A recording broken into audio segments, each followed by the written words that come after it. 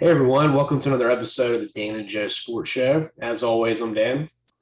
I'm Joe.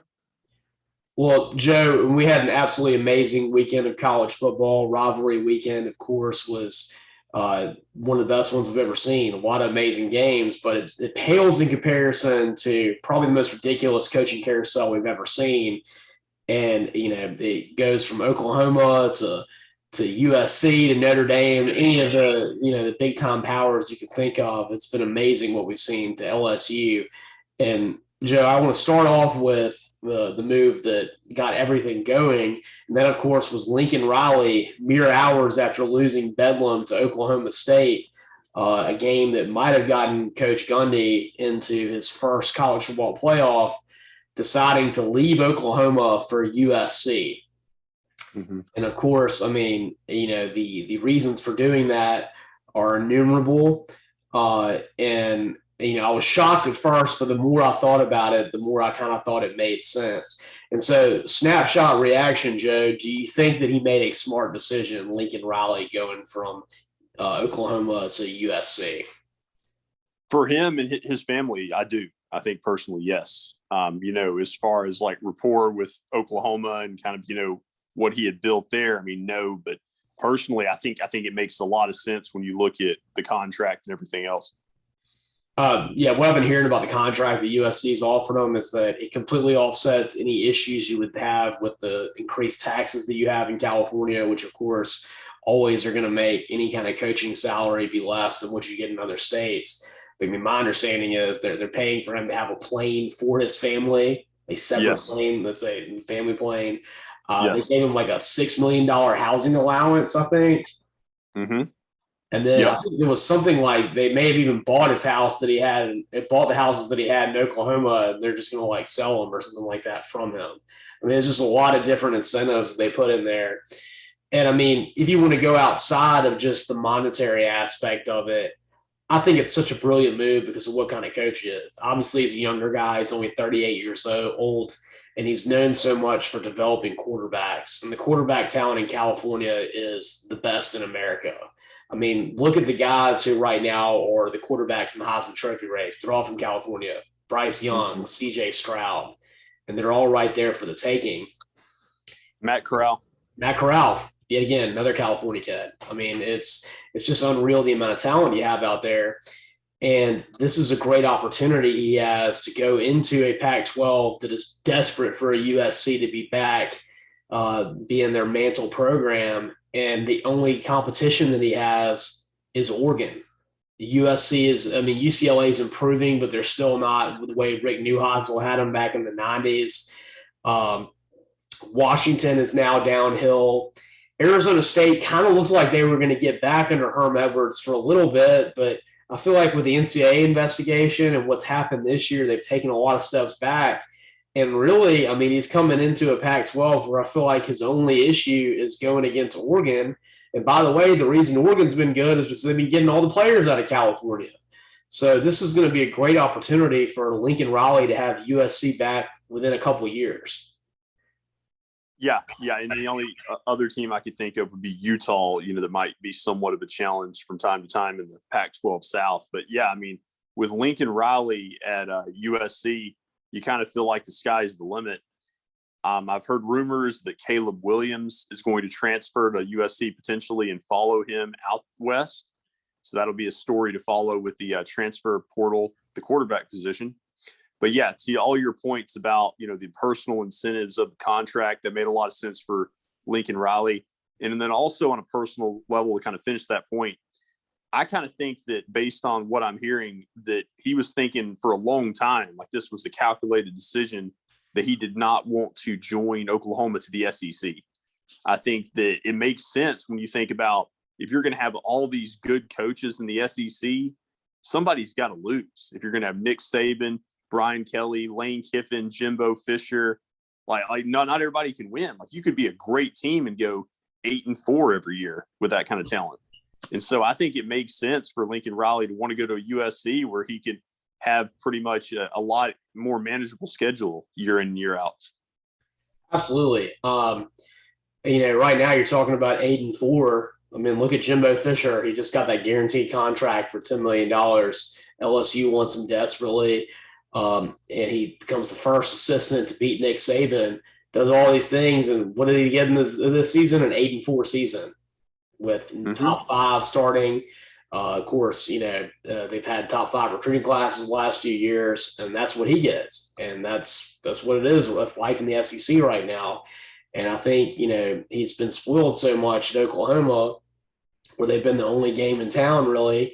He's won all these Big 12 championships, and it's been like that since the very beginning. And now suddenly he's going to have to go into a league that some years is going to have 6 teams that are better than any other team that he would have played in the Big 12.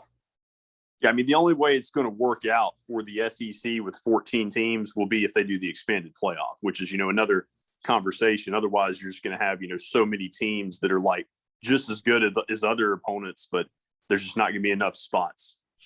That's right. But I think it's a great move for him. I mean, we remember what USC was in the early 2000s with Pete Carroll, and that's because he put a lot down on Southern California with the recruiting. And if you can do that, then that is one of the top 3 or 4 best jobs in America. You get all the glitz and glamour of Hollywood.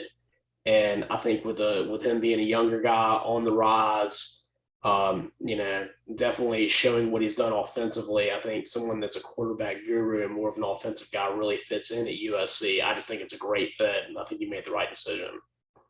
Yeah, it's a home run hire for USC as well, and they really needed that kind of splash to get their program in the right direction. That's right, Jay. And speaking of splashes, I mean, what Brian Kelly did is an even bigger splash. That is not who I saw LSU getting. I mean, there were a lot of names in my mind that I thought were way ahead of the list. Before Mel Tucker signed that ridiculous extension, I thought he was going to be on there. I thought Dave Aranda was one that was definitely going to be looked at. I was even worried about Lane Kiffin considering going to LSU. And that one just really came out of left field. The culture-wise, I don't really understand it. But, I think probably what's going on is Brian Kelly's 60 years old. He wants to get that national championship. And you can't argue with the fact that the last 3 coaches that have been at LSU have won national championships, starting with Nick Saban. Then you got Les Miles, and then, of course, Coach O winning the one 2 years ago. And it's definitely going to be a completely different atmosphere. And, the stakes are high at Notre Dame. People expect a lot, but not near as much as they expect at LSU. Hence, Coach O being fired 2 years after winning a national championship. But I think that the main reason that Brian Kelly was one of their foremost candidates is not only because of the success he's had, but the way it's been done. He's a very buttoned up guy. He's very professional. He runs a tight ship. And you think about the way LSU's been the last couple of years. You've had a lot of Title IX investigations. You've had players opting out left and right. You've had injuries that seem somewhat questionable. A lot of people getting arrested. And there's just a lot of things all over the board that have not really been the most well-organized program. And when you get Brian Kelly, that's going to be something that you have from day one. Yeah, I think so. I think that, looking at his 12-year tenure at Notre Dame, that impressed LSU. They want some stability of a head coach that's been there and done that. Even Lincoln Riley would be a little bit younger, obviously, as far as his coaching career compared to Brian Kelly, even though he's, had 4 or 5 really good seasons.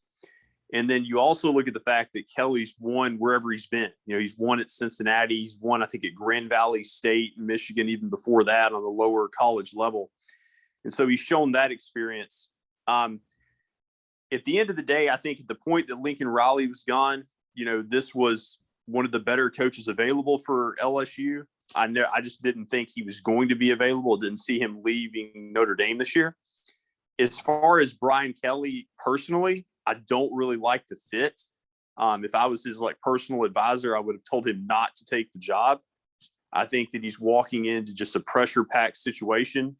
The points I made earlier, just about kind of the overcrowded nature of the SEC with the hierarchy of coaches right now, I think he's going to probably regret this decision when he's having to play the likes of Nick Saban year in and year out. And we know his track record, unfortunately, against Nick Saban in games. And I know that he's going to have different talent at LSU, but still, I think the competition is going to be a lot tougher than what he's expecting. Well, of course. I mean, Notre Dame's got a schedule that is contingent upon national powers all over the U.S. being good year in, year out for you to have a schedule that is comparable to what you have in the SEC. Some years, yes, USC's good, Michigan's good, Stanford's good, but it's been a while since they've all been good at the same time. And because they haven't been good at the same time, they've been playing an ACC schedule with the ACC being really down. He hasn't really had to play a lot of competition every single week. That's what you're going to see, even somewhat similar to what he's going to get being in the SEC West at LSU. So it's definitely going to be a huge, shock for him when he could play a team that's last year's 6-6 Auburn team. Auburn 6-6, but they beat LSU, they beat Ole Miss, they should have beaten Alabama, and they're a team that, yeah, they're 6-6, but they're a 6-6 team that could maybe beat pretty much any team in America.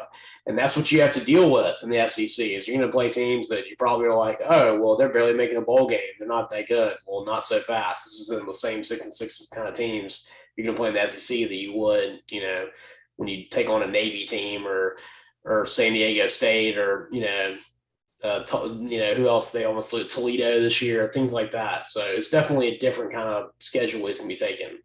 And Joe, I think the biggest issue that I think about when it comes from the move from Notre Dame to LSU is it's going to be a different kind of player personality that you're dealing with.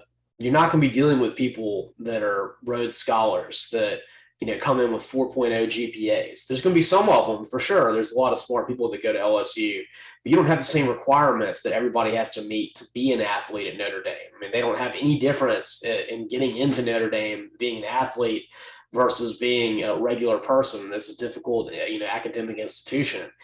And so, trying to adjust these personalities when you might have someone on your team that's the first person to ever go to college from their family. Mm-hmm. And it's going to be difficult for them to connect to him, especially because, people can talk about you can be great from different areas and come down to LSU and, Nick Saban wasn't from there, et cetera, et cetera. Well, Brian Kelly's been in the Northeast his entire career. He's been in Michigan. Mm-hmm. He's been in Cincinnati. He's been in, Indiana where Notre Dame is.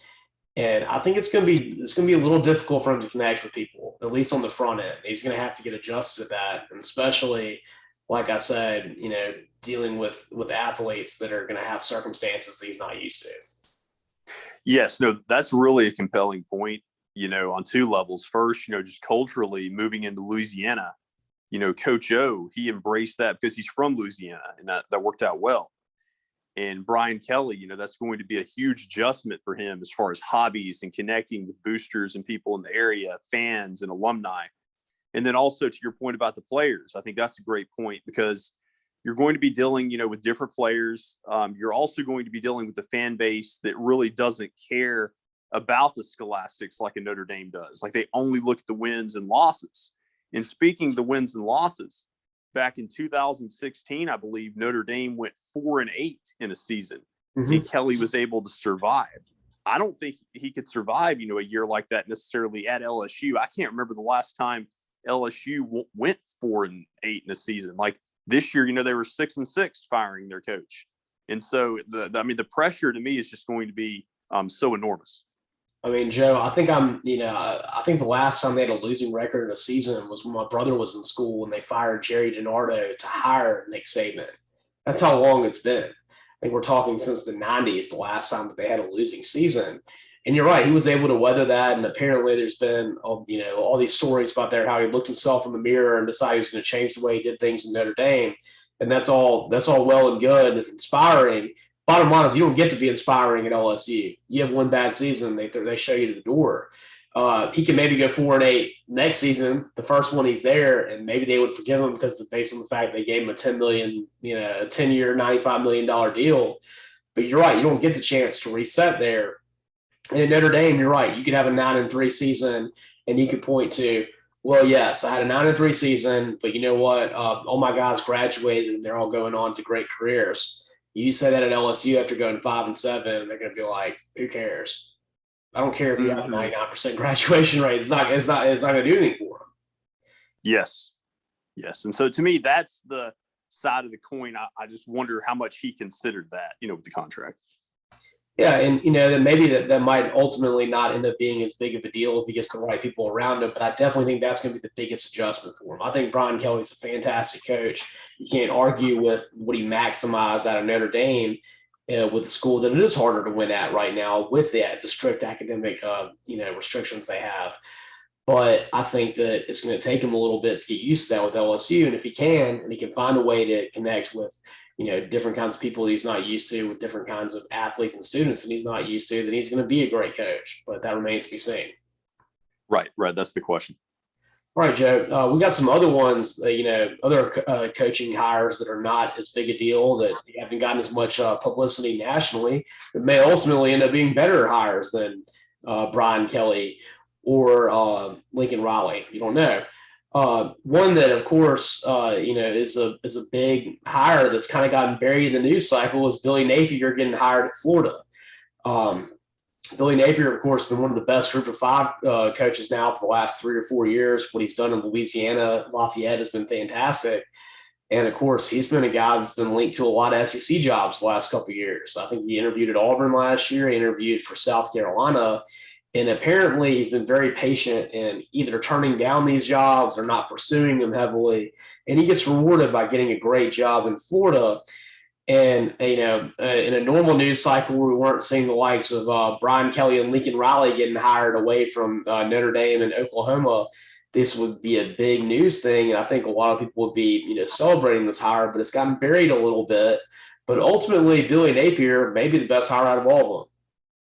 Yeah, it gets buried because, what was so unique about the other two hires is you saw more of like a lateral move, from one big program to the next. This Billy Napier hire is more of like kind of the natural transition where you go from a, group of five to a power five, like an up and coming coach to a big school.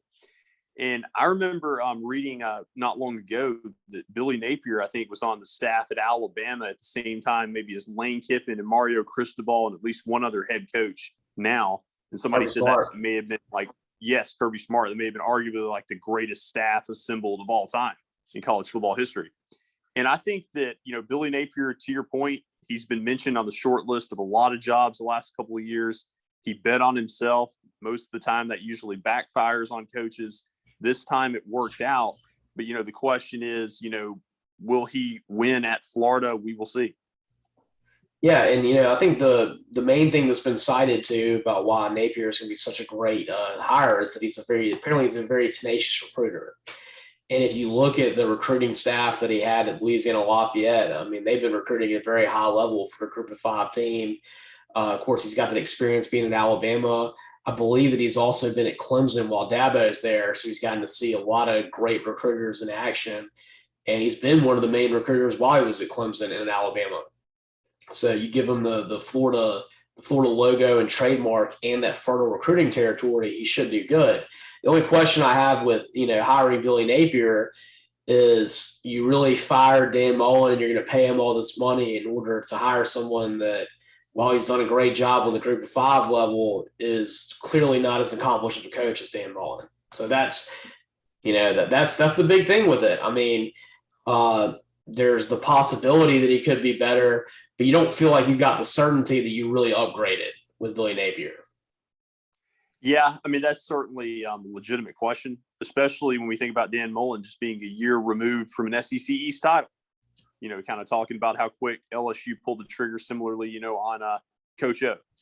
And I think the other question I have about Billy Napier, and I told you this earlier when we were planning the show today, is most of the time these group of five head coaches, when they're getting hired, they're kind of known by a trademark of, what their style is, like what they're known for is like an offensive coach or a defensive coach. And with Billy Napier, I hear just about recruiting, and I'm still trying to kind of figure out the style or the brand that his teams are going to have at Florida. I remember when he was at Alabama, he was the running backs coach, but I don't know that that's what his thing is. I just know, I think he kind of gets placed in different positions and he's kind of a jack of all trades. So, yeah, I mean, it's not like, with Lincoln Riley, you're going to get a pass-happy attack. You're going to get development of quarterbacks. With Mel Tucker, you're going to have a hard-nosed defense. You're right. I don't know what Billy Napier is about. So that is something that is going to be an interesting thing to see when we get to Florida. Yeah, exactly. And then, Joe, you want to go to the lower level hires. And I think probably the sneaky best hire, and I kind of like this, more than maybe any of the other ones in terms of where the program's located at, what this guy's done, is I like Kalen DeBoer being hired by Washington. Kalen DeBoer is the head coach of Fresno State, who has really experienced a renaissance the last couple of years. They beat UCLA this year. They had Oregon on the ropes, and I think he's had him in the top 25. In Washington, of course, fresh off the Jimmy Lake disappointment over a couple years, I think this could end up being a really sneaky good hire. And I think that, they're definitely, that's one that I know is an upgrade from going from Jimmy Lake to Kalen DeBoer. So I think should be a celebrated hire that, of course, is at the very bottom of the news cycle, but I think could ultimately be a very good one. Yeah, I mean, a lot of times, the big hires aren't as big of a story. Like, think about when Dabo Swinney was just promoted as the interim coach to the head coach back in like 2009, right before I think the bowl game. And so you just never know who's going to be that next wave of a great coach. In Washington, they had to make a move. When they were losing to Washington State for the first time in 9 years, they definitely are wanting to get a restart. That's right. I mean, and they definitely want a clean break, not just, I think, from Jimmy Lake, but from the Chris Peterson tree at that point, because, of course, Jimmy Lake was Chris Peterson selected. Then he has all these issues about him grabbing players and being, physically abusive to them. So I think they definitely wanted to go in a completely new direction, and that's what they did. Joe, the other big coaching vacancy that was filled was Virginia Tech. They hired the littlest known out of all these people we mentioned, but which may also ultimately end up being a good hire, and that's Brent Pry, who's Penn State's defensive coordinator. I was up in Happy Valley earlier this year for the Auburn Penn State game, and the reason that Penn State won that game was because their defense. They've got a very hard-nosed defense. They used it to win a lot of games this year that probably their offense, didn't warrant them winning, including games against Wisconsin and Auburn.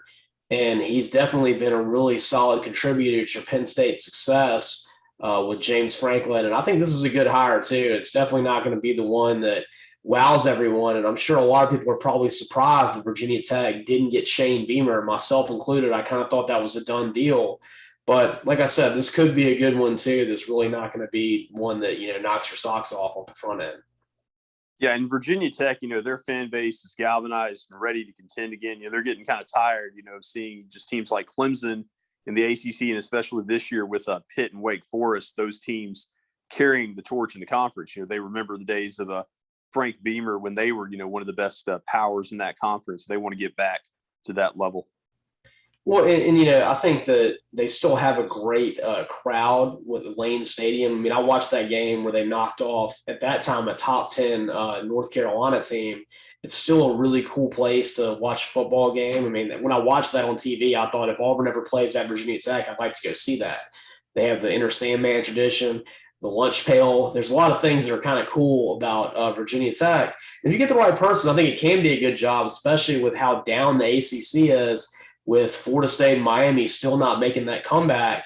I mean, it is for the taking right now to be the number 2 team in the ACC behind Clemson. They've kind of been stuck in that Tennessee trap on some level the last few years, a former great program that's just kind of been trying to find relevance.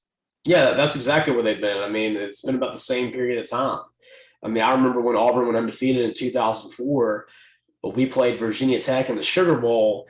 And granted, that was, of course, an Auburn team that was upset they didn't make the national championship game, but they only beat Virginia Tech 23-20 with what I think is the best Auburn team ever.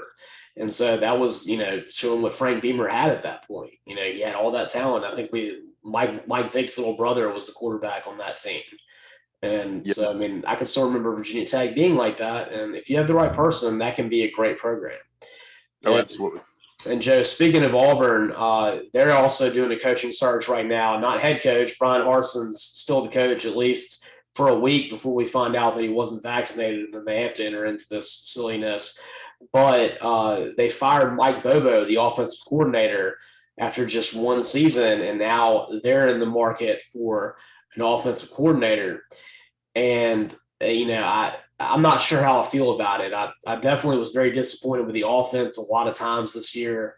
The play calling, highly questionable. Starting with the game I went to in Penn State, I don't know why they didn't run it on 4th and 1 when Tank and Jarquez were having good games. And, it goes into they had 4 losses in a row, 3 of which they blew double-digit leads. In Mississippi State, of course, they had that 28-3 lead they blew in the second half. Their offense fell apart. South Carolina, they blew a 14-point lead. Offense fell apart in the second half. And then Alabama, of course, blowing that 10-0 lead. Offense fell apart in the second half. And that definitely comes down to coaching. So I understand that. But in my mind, the timing of it is highly suspect. I mean, in my mind, if you're going to fire a guy 2 weeks before early signing period, you better already have the other guy lined up. And it's now been 2 days and they still haven't hired a new offensive coordinator.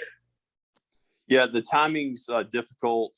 The other thing I would say is that in his defense, I agree with you, a lot of questionable play calling throughout the season, but I don't think they had, the personnel to work with as much, especially at the wide receiver position. And so I do think that was one thing that hurt the offense this year. It was. And I think that you can definitely say that Bo Nix made some solid improvements this season before he got injured. And that definitely was due to Bobo. So, I mean, I'm 50-50 on, them making that decision. I just hope that they actually improve. And Joe, who would you like for Auburn to hire as an offensive coordinator? Who do you think would be a good fit right now? I mean, you mentioned Jeff Levy, I think would work out. I just don't know if he'd be interested because I don't think he could probably, feel like he could do any better than alongside Lane Kiffin. And I think, he's hopeful that if Lane Kiffin, if and when he leaves at some point, who knows when, he could be the favorite for the Ole Miss job. So I think that would be a good fit. Outside of that, it's hard for me to think of anybody just offhand.